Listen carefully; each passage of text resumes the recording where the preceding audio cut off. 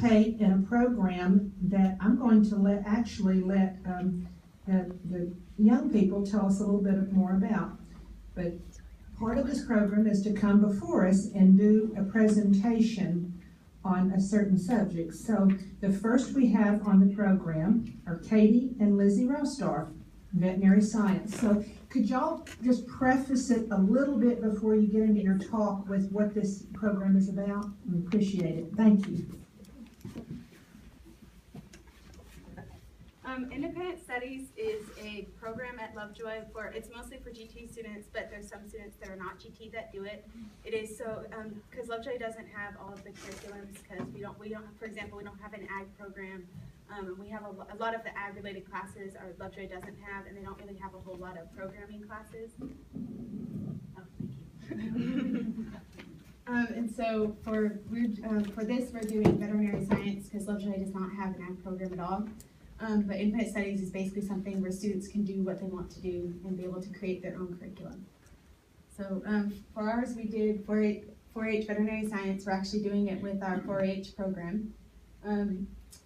So go on to what we're doing. For our program, we have to earn, we're going to be earning our veterinary assistant certification, and at the completion, we also have to take an exam, which we study for and do the practice for in class.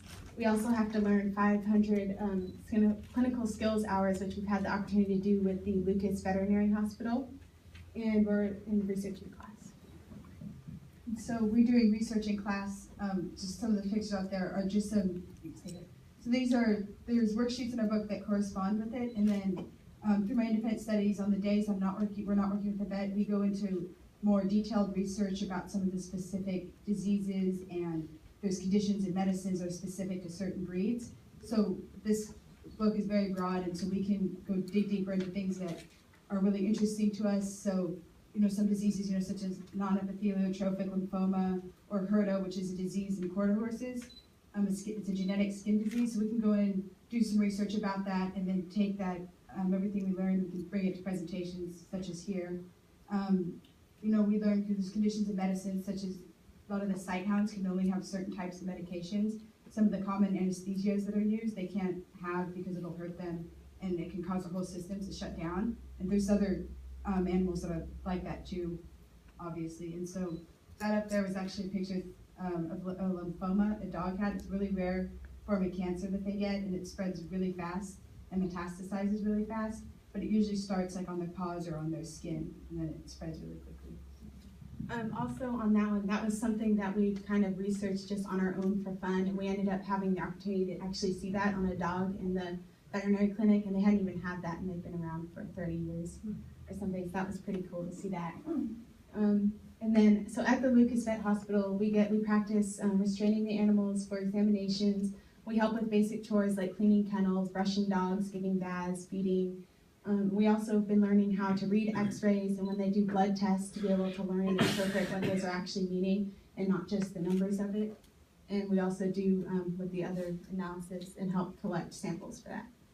Yeah, so part of the project of our book is to get 500 clinical skills hours, and we have to learn how to do that. We have to learn how to draw up shots and how to give those and how you have to calculate it and how to calculate medicines that you have to give the dogs for treatment.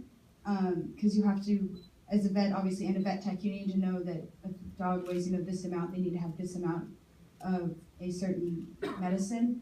So we've been learning how to do that, and we've gotten to learn hands-on, which has been a really cool experience because it's better. So you read it in the book, but you don't really get to learn it as well if you do it hands-on. You get to see what it's done. You get to see, how you're supposed to fix each thing. So yeah, I'll tell you a little bit. This is actually an X-ray of a dog that has hip dysplasia, and on the right-hand side of the dog, which is the left side of the screen, that's a hip that hasn't quite really experienced it yet, but you can see the darker part underneath. Yeah, right underneath. Other side. There we go. Underneath that socket, and if you go up a little bit, you can see how it's a ball and joint socket. So what that one does is it's supposed to stay in there, and as you see on the other one, it's darker. On this one, as you can see, this is more of the bone, and then the ball joint, and then this is the socket it's supposed to be in. So it should be flush with this, more like this one is, but it's not. And this is actually the worst hip dysplasia, the worst kind, because you can see it's starting to come out. This is not the actual x-ray that I got to see, but very similar to the one I saw. And you can see that I got to see it. It was really cool when he showed me, because I've never seen that before, of how you see that in the x-ray. So that was really cool to learn how to do that.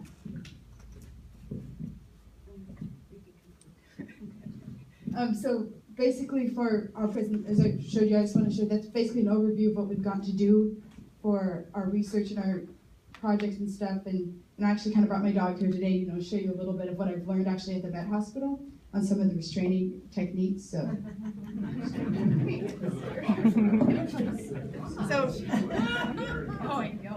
So this was actually one of those I never learned how to do. So you have to take, when you have to take them, you have to lie them on their side. I'd only learned how to do it with 2 people. So you actually have to take them, you gotta put them like behind them. You don't like that. You gotta slide them, and you gotta learn. So this was really cool to learn how to do that. So I got really good at that. Good girl. She does it. So you have to hold them like this. And those are used basically for procedures when you have to trim their dog's nails, especially the large dogs, or if you have to get a urine sample and you have to do it with a shot, and you have to get the syringe and put it in their bladder. So that's cool.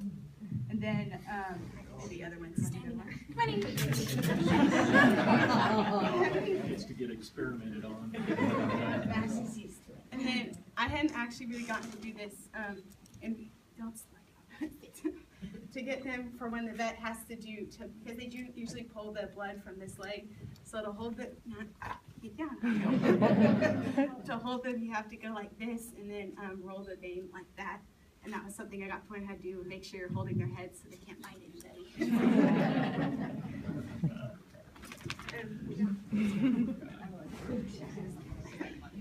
Yeah, okay. Is there any questions thank you for your time. Is your long-term goal to be vets? Yes, ma'am. I think you'll both do well.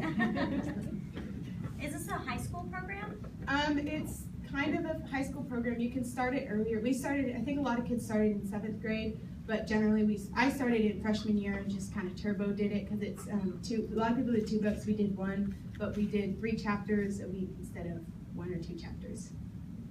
So, I mean, it's with 4-H, but I did it at the high school. Is it an elective? The independent studies is an elective. Well, thank you, young ladies, very much.